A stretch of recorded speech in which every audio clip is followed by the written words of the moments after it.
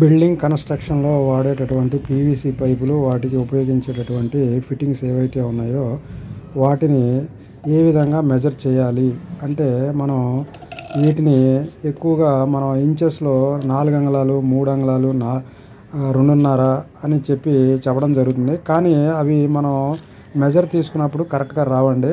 అది 3 అంగుళాలు అంటే 3.5 చూపిస్తూ ఉంటుంది. దీనికోసం ఏంటంటే కరెక్ట్గా దీనికి మెజర్ చేయాలి అంటే ఎంఎంలోనే మెజర్ చేయాలి.